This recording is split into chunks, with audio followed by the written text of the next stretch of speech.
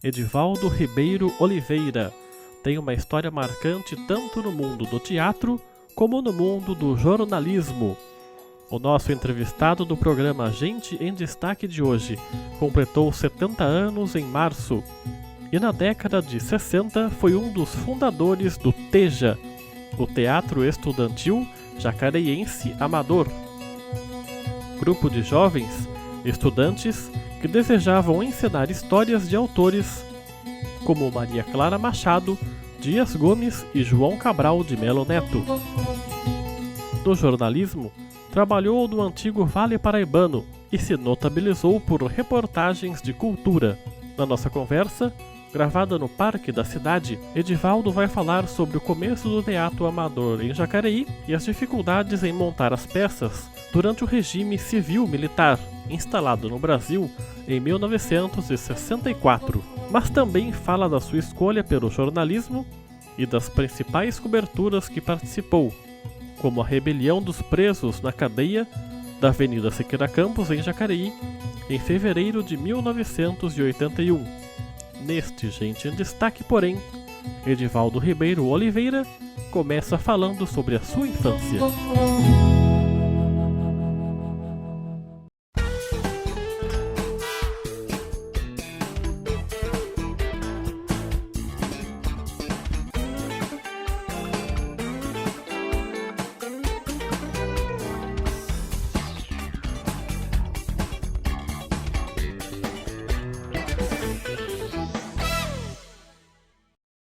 Bom, senhor Edivaldo, obrigado por ter aceitado o nosso convite para participar do nosso programa.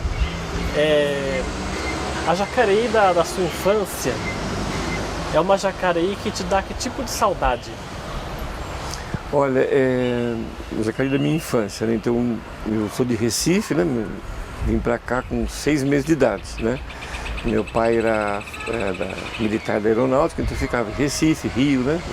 Aí acabamos nos instalando em Jacareí.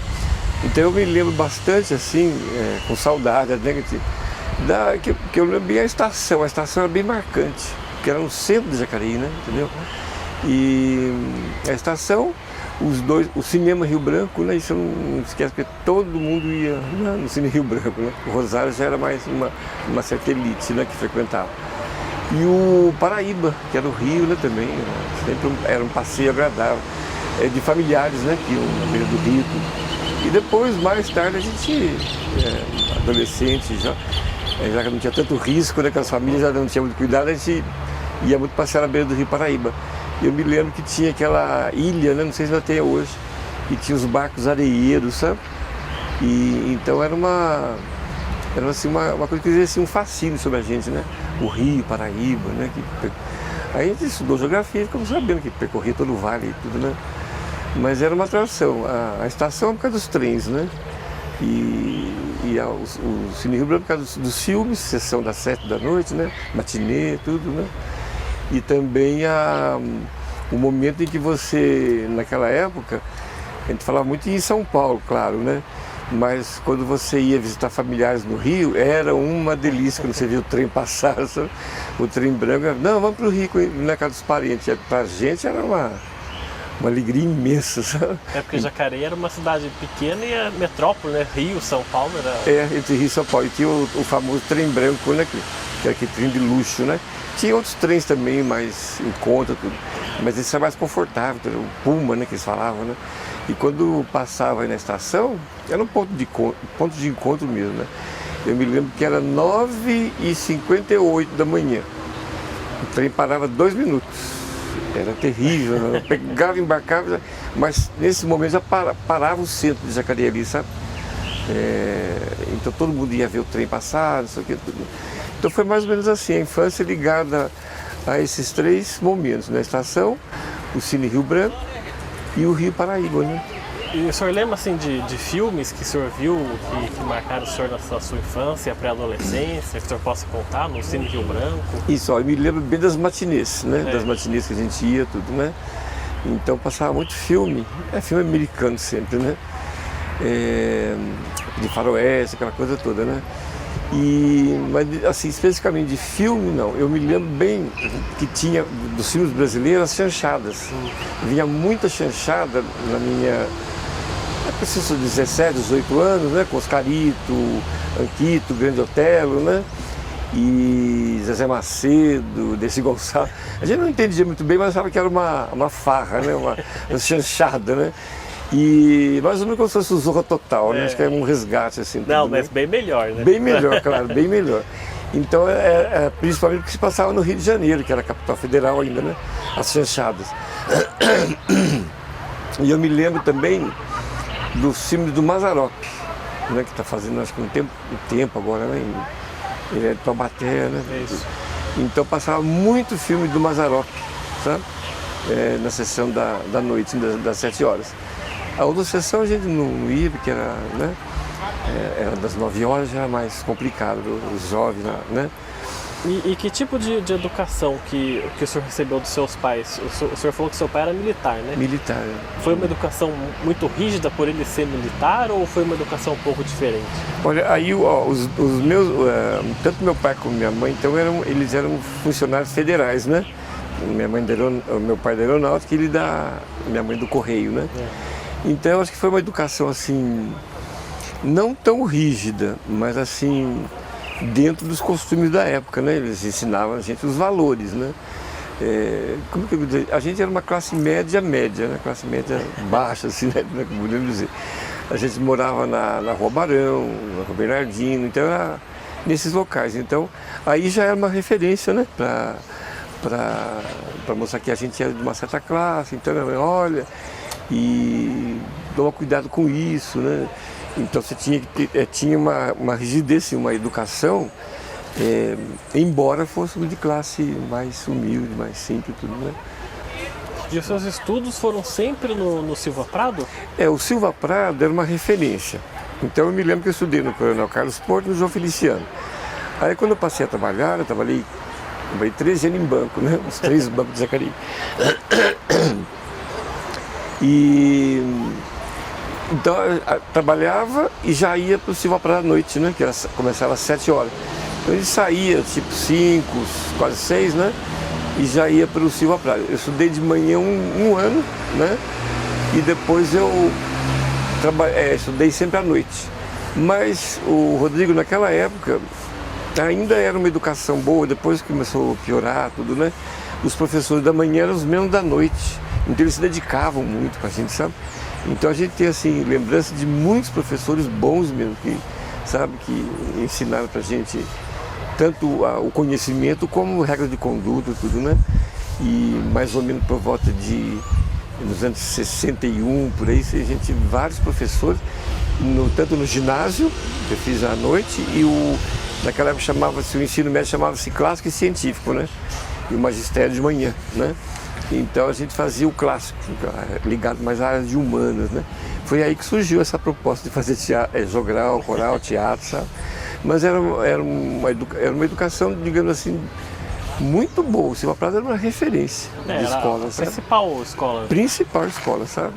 Desde quando foi inaugurado, tudo.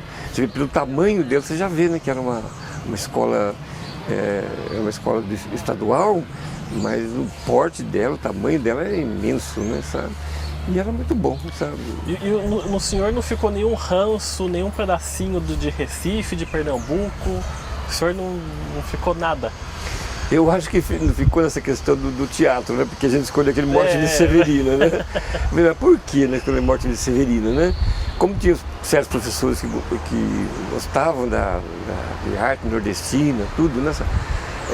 Os escritores, né, nordestinos, tudo, né? Então eu acho que ficou um pouco desse resquício.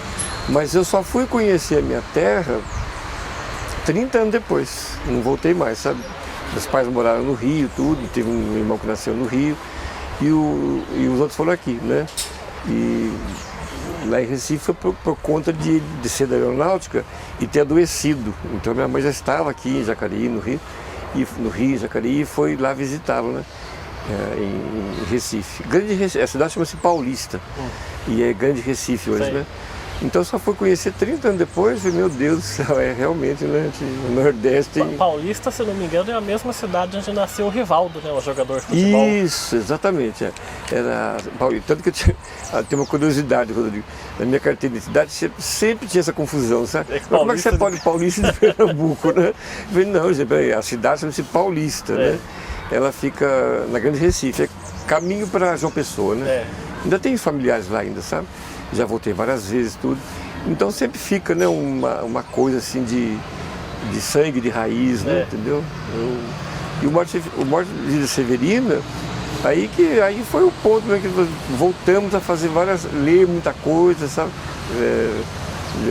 De escritores nordestinos, tudo, essa Vida Seca, né? Filme, né? Impressionante, né? O senhor falou da Morte e Vida Severina, a gente agora vai entrar na parte do Teja, né? Teatro Estudantil Jacareense Amador. Certo. Esse teatro, ele começa com o jogral mesmo que vocês organizavam ali. Esse é o embrião do Teja? Esse é o embrião, é o jogral. E tinha o coral, né? O coral. Então uma parte do Morte de Vida Severina pertencia ao coral. E outro ao jogral, e coral, tudo junto, né? Então a gente fez o jogral, que era aniversário do Silva Prado, né, na época. E então apresentamos, eu não me lembro bem, eu sei que tinha texto de Vinícius de Moraes, sabe? De Manuel Bandeira. Então era um jogral formado pelos estudantes da noite mesmo, do curso clássico lá, né? E daí, na apresentação do aniversário do Silva Prado, que acho que vai fazer um tempo agora, não sei quanto, sabe? Então juntou jogral e teatro, né? Jogral e o coral. Aí surgiu a proposta de montar o Morte de Vida Severina em jogral. Mas não era isso, né? A gente não tinha a menor noção de interpretação. Enfim, a gente foi se formando nisso tudo, né? Aprendendo a fazer, né? Fazer teatral, mas não tinha muita ideia. Aí, bom, daí apareceu um disco do Chico Buarque com o João Cabral de Melo Neto, que tinha sido gravado, LP que eles falam, né? Gravado, que tinha todo o texto lá. E estava se apresentando na Pontifícia Universidade Católica, né? E depois a preços populares no Teatro Municipal de São Paulo. Aí esse amigo nosso, Vani Guedes, que já faleceu, é de família de Jacareí também, ele foi lá ver, então, deixa eu ver como é que é, né? Já ia para São Paulo, tudo, e voltou com a proposta. Gente, não é nada disso, né? Não é nada disso que está montando. É jogral, mas é interpretado, como diz, né? Então é uma montagem mesmo. Vocês faziam só lendo? Só lendo. Normal, assim. Um lia, passava pro outro, lia. Isso assim, era o jogral, jogral. Depois com a montagem nós tivemos que decorar o texto, fazer a cena direitinho, tudo, né? Então, anos mais tarde, já passou, acho que se não me engano, foi o Paulo Otran que fez, né? Foi. O Morte de Severina, a Elba Ramalho, depois, se não me engano, também fez, né? Já em outras épocas, né? E a escolha pelo Morte e Vida Severina foi por algum motivo específico ou vocês escolheram, assim, por... É porque estava muito em voga na época, né? Todo mundo falava do Morte de Severina, João Cabral de Melo Neto, né? E Chico Buarque de Holanda, as músicas dele, então coincidiu. Conforme eu falei, né? A gente, na pesquisa lá, tudo. Podia ter escolhido outras peças, né? Já tinha teatro infantil, um outro grupo fazendo teatro infantil no Silva Prado, tudo, né? Mas essa daí foi uma questão assim de... Esse amigo nosso gostou, né? Apareceu o disco e a gente vamos montar porque é um texto popular. E tinha um professor, José Simplício, Marli Cardoso Queiroz, que se encantou também pela proposta nova da peça, né? Que era totalmente despojado, né? Eu usava aquele roupão de algodão, tudo, né? Dos retirantes nordestinos, tudo, né? Então foi um aprendizado mesmo, Rodrigo, sabe? Acho que... E a apresentação era... Todas as apresentações eram no Silva Prado? Os professores não falavam pra gente, sabe? Mas a gente sabia que a situação estava mudando, né? Então a gente ficava só sabendo assim que determinado professor foi chamado, ou vai ser chamado em Caçapava, né? Tudo.